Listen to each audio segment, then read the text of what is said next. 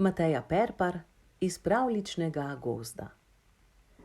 Zmajska pravljica za boljše pospravljanje, ki najbolje učinkuje, če jo preberete pred velikim pomladnim čiščenjem.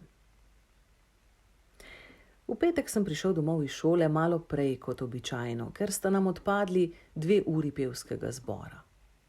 Mame, ki se prva vrne iz službe, še ni bilo doma, pa sem sklenil, da se lotim nekaterih reči, ki sem si jih že dolgo želel storiti in mi je zelo ustrezalo, da sem med tem sam. V kotu garaže, kjer ima oče delovno mizo za popravila, sem začel zbijati skupaj prve deščice za super samostrel, s katerim sem nameraval odstreliti kavbojke z riti in nasmeh z obraza sošolca Arneta, s katerim sva bila do prejšnjega meseca najboljša prijatelja. Zdaj pa je moj smrtni sovražnik, ker je učiteljici zašpecal, da nosim v šolski torbi nož za nindže. Tega mi je potem jasno vzela in zraven naredila pridigo o medsebojnih odnosih, nenasilju in strpnosti. Mislim, kdo te bo pa branil, šoja zmešana, če šolo napadejo divje zveri ali teroristi ali vesoljci? Moj zagovor seveda ni nič pomagal, ne v šoli, ne doma, kjer sta mi starša po govorilnih urah naredila skoraj popolnoma enako zvočno pridigo. Vsi odrasli imajo namreč enake možgane, ker vsi gledajo isti TV dnevnik. Oče se je sicer na začetku še malo hahljal, ampak mama mu je namenila tisti pogled. In potem se je zresnil in rekel, da imam prepoved gledanja televizije in šarjenja po njegovi delovni mizi. Vsaj 3 tedne. Zdaj so bili tisti 3 tedni skoraj mimo. Oče na službeni poti in jaz sam doma. Zbil sem torej skupaj 2 deščici, izpopolnjen načrt za samostrel sem narisal med zgodovino, ko sem zaslišal, da se zgoraj v prostorih nad garažo nekaj premika. Nemogoče. Tam je vendar kopalnica in zraven moja soba, razen mene pa v hiši ni nikogar. Hrup je bil nedoločljive vrste, nekakšna mešanica bobnenja in sikanja, slišati pa je bilo tudi težke, drsajoče korake. Izpustil sem kladivo in deščice. Če je vlomilec, mu bom že pokazal. Ker nisem mogel mizariti in gledati vojaških nadaljevank, sem te 3 tedne skoraj vsak večer zagrizeno žgal bojevniške igrice. Pred nekaj dnevi pa smo s prijatelji na rojstnodnevni zabavi gledali 3 filme Chucka Norrisa zaporedoma in prepričan sem bil, da z nekaj prefriganimi udarci in pretepaškimi fintami kot za šalo zdelam katerega koli vsiljivca. Zgrabil sem smučarsko palico, ki je slonela za vrati, stopil v hišo in se odpravil po stopnicah navzgor. Bolj ko sem se vzpenjal, hitreje in močneje mi je razbijalo srce. Sikanje in sopenje sta postajala vse bolj razločna. Zaznal pa sem tudi rahel vonj po ožganem, kot da bi se sosedom čez cesto, ki imajo zelo pozabljivo babico, spet prismodila turška kava. Najprej sem z nogo brcnil priprta vrata kopalnice, da so se sunkoma odprla. Nič. Vrata v mojo sobo so bila zaprta, prihulil sem se kot vrhunsko usposobljen mornariški tjulen, malo počakal, nato pa z enim samim spretnim skokom planil v sobo. Hoa! Sredi sobe je stal zmaj. Res? Ne nakladam? Bil je precej velik, vsaj 1,70 m, in v popolni zmajski opremi, če lahko tako rečem. Torej, imel je široke krempljaste tace, plazivski rep s trikotnikom na koncu, žive zeleno-rumene žareče oči z mačjimi zenicami in ogromno surlo od smrčka z 2 velikima sajasto rjavima luknjama od nozdrvi. Bil je zelen, temno tolmunasto prelivajoče se zelen. Stal je pri oknu in me gledal. Razmišljal sem, kaj bi v takšnih okoliščinah naredil treniran marinec, ampak nekako mi je od osuplosti vse izpuhtelo iz glave. Palica je zaropotala po tleh in rekel sem samo: Haj. Zmaj je nekaj časa strmel vame, nato pa obrnil glavo in se zazrl v nepospravljeno posteljo. Postalo mi je nerodno. Mislim, nimam vedno časa pospraviti in dejstvo je, da je bila soba v totalnem razsulu, ker smo ta teden pisali 100 kontrolk, no, 2 v resnici. Ampak moral sem še narediti projekt za naravoslovni dan. Čevlje sem vsak dan samo brcnil pod posteljo in če se je zraven zapletla tudi prepotena majica, ki sem jo malo prej potegnil z hrbta, je bila to pač kolateralna škoda. Še sam sem pogledal posteljo, nato pa Zmaja in skomignil z rameni. Ob tem so se Zmaju jezno zabliskale oči. Malce je prhnil, da mu je iz nozdrvi vzplamenel majhen plamenček, kakor pri vžigalniku, nato pa globoko vdihnil, sklonil glavo in mi s piskajočim izpuhom skozi nos požgal posteljo. Hudirja! Ej, pazi no, kako bom zdaj spal na tem prismojenem jogiju? Kljub strahu sem skočil k postelji. Med rjavimi zaplatami rjuhe, posejane z majhnimi rožicami, je bilo videti, kako skozi gladko vrhnjo plast prešite prevleke vzmetnice gledajo počrnele vzmeti. Tudi okrasna deska ob vzglavju je bila dodobra obžgana. Prilepljeni plastični figurici Robina Hooda je manjkala glava, preklemansko. Oči bo moral kupiti novo posteljo, tole mu ne bo všeč. Za seboj sem slišal drsajoče korake. Zmaj je odkrevsal do omare z oblačili in jo odprl. O ne! Ven se je usulo vse. Ko rečem vse, mislim čisto vse.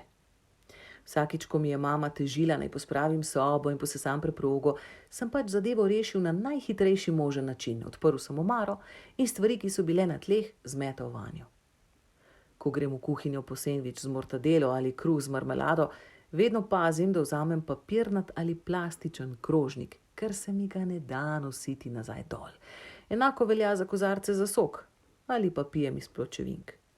V omari imam v kotu črno vrečo za smeti, da krožnike in ostanke hrane potem zbašem noter. Zdi se mi škoda časa za pospravljanje, če ga lahko bolje porabim za igranje igric. Oblačil ne zlagam. Tako ali tako se kmalu spet zmečkajo. Ko mi mama prinese zlikano robo, ji rečem, naj jo da na posteljo, da jo bom potem zložil, ko gre, pa jo stlačim na vrh drugih reči v omari. Strateško prislonjen zložljiv plastičen stol, zataknjen med palico za obešanje obešalnikov in škatlo s pancerji, vse skupaj drži pri miru. Seveda le, če vrata pravilno odpreš, ker je omara precej polna. Zelena beštija jih je odprla preveč na hitro in spodmaknila stol. Zmaja je zasulo do gležnjev, če te zverine imajo gležnje. Prisegel bi, da sem na njegovem zelenem obrazu najprej zaznal izraz začudenja. Nato me je divje pogledal, zagodrnjal, prhnil plamenček. Ne! Ja, prhnil plamenček, globoko vdihnil in z enim samim ognjenim izdihom spremenil mojo omaro za oblačila v kupček pepela. Okej, dobro, pa kaj ti je? Če te moti nered, zakaj si prišel sem? Pojdi k sosedom, njihova dva sta zdravnika, oni imajo bajto kot laboratorij. No, kadar nima babi športnega dneva, tako temu rečejo, in jim presaja rože na tepih v dnevni sobi ali počeše njihovega perzica sredi kuhinje, ali izpolnila od kavča dela punčke iz cun. Saj, zdaj imajo nov kavč. Skratka, pojdi tja, če ne preneseš malo ustvarjalne razmetanosti. Zmaj je zmajal z glavo. Dobra je ta, ne? Zmaj je zmajal z glavo.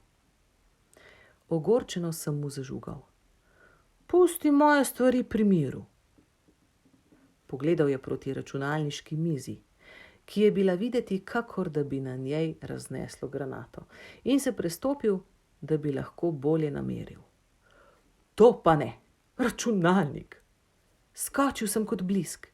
Najbrž bi moral zbrati pogum in ga prepričati z besedami. Poznam kup fint o nepospravljanju, ki jih najdeš na Facebooku, od tega tisti, ki preveč pospravlja, nima časa za branje, do tega, zakaj čistimo za Božič, saj se je božanski dojenček rodil v štali in ni občutljiv na par drobtin in kupčke prahu, ampak nekako nisem mogel niti čivkniti pod tistim razbeljenim pogledom.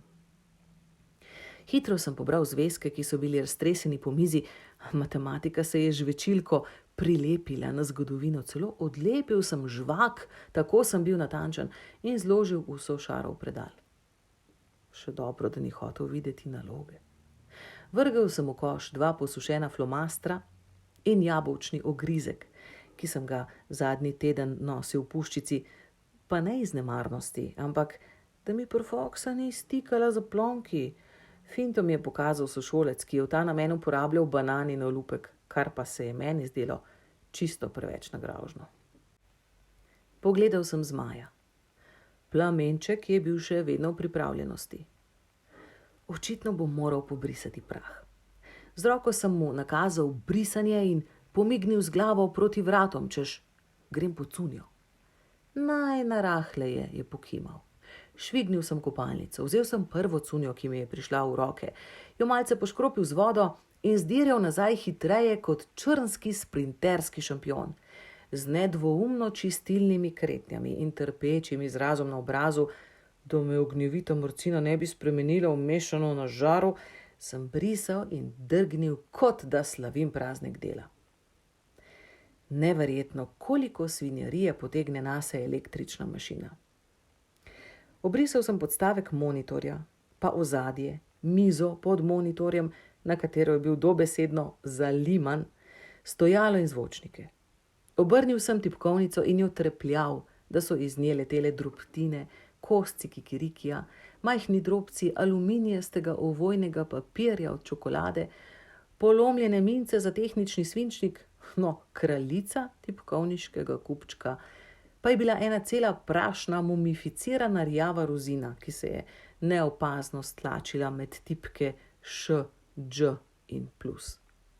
Zmaj me je ves čas spremljal s pogledom, glavo je nagnil rahlo na desno in skoraj bi dejal, da je njegov obraz preveval rahel nasmešek, ampak tega ne bi mogel zatrdno reči, ker nimam čisto nobenih izkušenj z zmajskimi smehljaji. Brisal sem, zlagal stvari na svoja mesta in še brisal. Ker je bil položaj zdaj očitno obvladljiv in nisem bil več tako pod stresom, sem začel razmišljati, ali in kako bi se dalo eksotično zverino unovčiti.